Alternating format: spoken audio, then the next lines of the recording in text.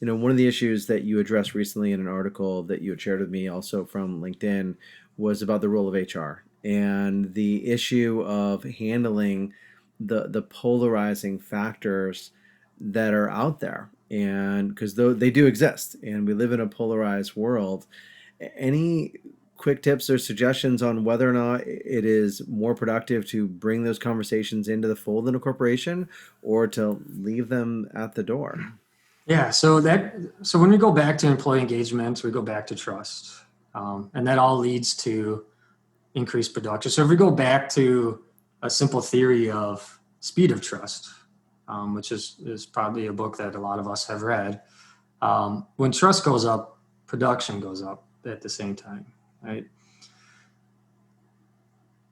So when we're looking at the discussion of polarized worlds, um, I believe that we need to have discussions within the workplace. And that should be easy to do if you've already established those relationships early on, where people can feel at home at work, where they can feel like they can constructively but critically talk about what they're feeling outside of work, um, but obviously in a constructive manner.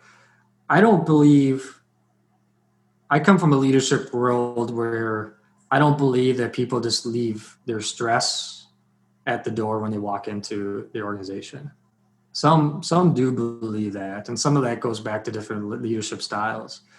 I believe that if we can minimize some of that stress that they're feeling in the outside world, we'll probably be able to have more production inside my business, inside my organization.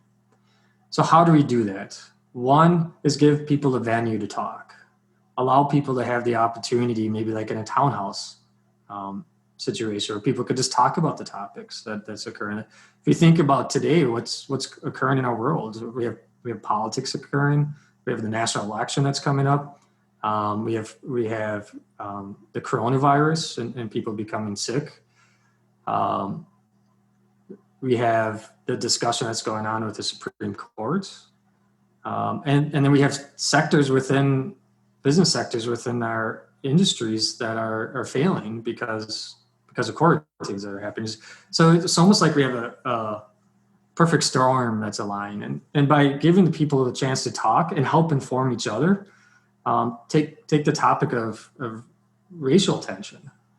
Um, I live about 20 minutes north of Kenosha, Wisconsin, and a couple of weeks ago we had um, a shooting that occurred, a police shooting with an individual, and that sparked protest and destruction that occurred, and walking around even stores trying to buy stuff, I heard people talking very passionate about how they felt, and a lot of it was we don't understand what's occurring and we don't understand what's happening. So I believe from an HR world, if you give the people the opportunity to talk and the time, you're going to be that much more productive on the backside, right? They're going to be able to come and speak with you, training about different lenses that we may not be used to.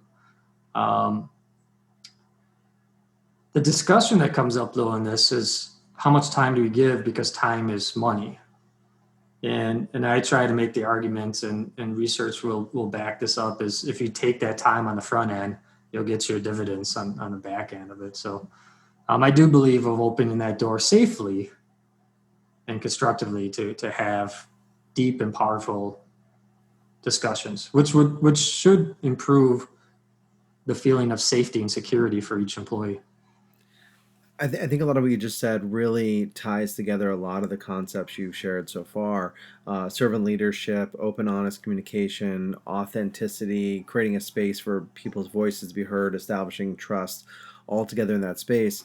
The constraint I can see is time, and obviously you can't spend 8 hours of your 8 hour workday on that. But it sounds like a little bit of effort up front is gonna re-solidify. Hey, I get that you're acknowledging. You're saying, I know you're going through some stress. We're all going through some stress, and we're all in the same ship together, and we can still work together even if we have different opinions. Because I can't imagine you're going to solve the issues of racial inequality or the concerns around the Supreme Court justice or the national election like in that hour conversation or 30 minutes.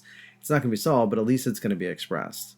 Correct. And if you build upon it over time, right? It's maybe 30 minutes, 45 minutes here over um, Kringle or some sort of like sweet treat and coffee or healthy food, depending on what your employees want.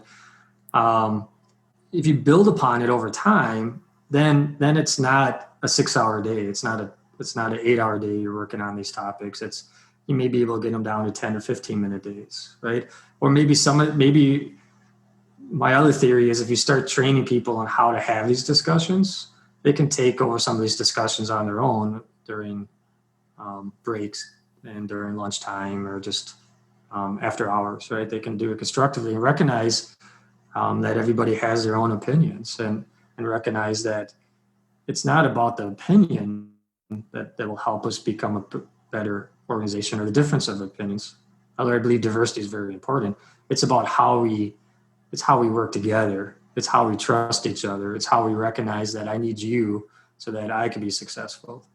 And we need the next person so that the whole organization can be successful. And we can do that through a diverse field of lenses.